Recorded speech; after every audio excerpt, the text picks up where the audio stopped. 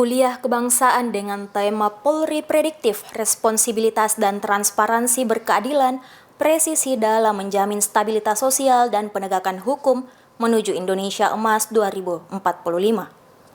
Acara ini berlangsung di Hotel Unhas and Convention pada tanggal 20 Oktober 2023.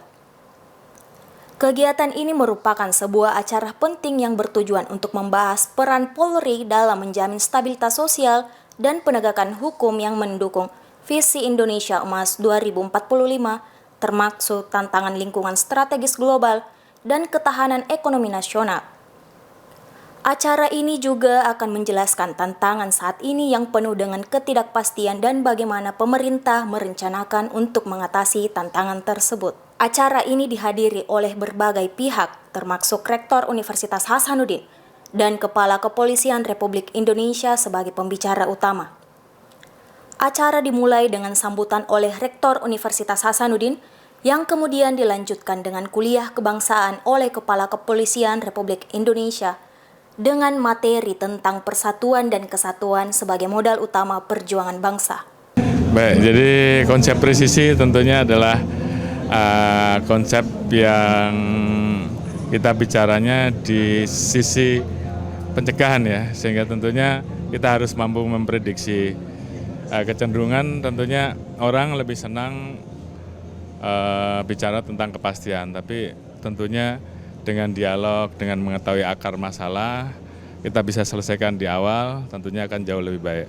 Memang lebih capek, karena membuat anggota harus sering berinteraksi, turun ke jalan, namun saya kira dengan begini kita akan betul-betul bisa tahu akar masalah, dan masyarakat juga kemudian bisa mengetahui bahwa ada polisi di situ. Harapan saya tentunya dengan konsep presisi ini masyarakat semakin dekat dengan polisi, polisi juga semakin dekat dengan masyarakatnya, terjadi interaksi sehingga kemudian polisi lebih dicintai.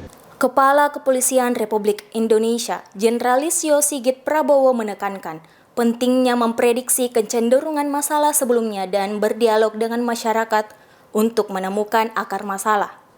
Akan kuliah umum yang lebih saintifik ya, sebagai kuliah umum sebagai Kapolri yang memiliki pandangan luas tentang bagaimana Indonesia menuju masa emas, jadi Indonesia Emas 2045.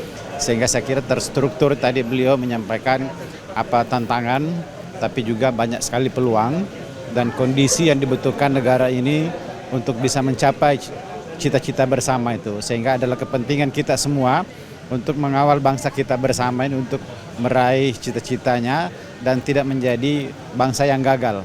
Tadi beliau juga memberikan contoh-contoh bangsa yang gagal dan kita tidak mau masuk ke situ. Karena kenapa? Kalau kita memilih jalan ke kiri misalnya, cara-cara bangsa yang gagal, kita juga akan gagal. Dan itu tanggung jawab kita bersama, sehingga tadi ajakan beliau untuk semua pihak untuk menjadi teman, menjadi sahabat, kita saling membantu, bahwa tidak ada yang sempurna. Ini saya kira sangat jelas tadi Pak Kapolri menyampaikan bahwa polisi pun kalau ada yang kurang bisa diperbaiki, dan polisi pun selalu siap untuk bersama masyarakat dalam kondisi apapun untuk membangun bangsa. Beliau juga menawarkan untuk menjadi sahabat dengan seluruh sivitas akademika, dan tentu kami pun menanggapi hal yang sama, bahwa mahasiswa sivitas akademika adalah putra-putri terbaik bangsa yang selalu akan menggunakan cara-cara terbaik, selalu akan menggunakan pemikiran, selalu akan menggunakan local wisdom, kearifan lokal ya, untuk betul-betul mempersiapkan generasi pemimpin bangsa. Juga kita mengawal saat ini dan ke depan. Prof. Dr. Insinyur Jamaluddin Jompa MSc, selaku Rektor Universitas Hasanuddin menambahkan, Unhas siap untuk menjadi sahabat polisi.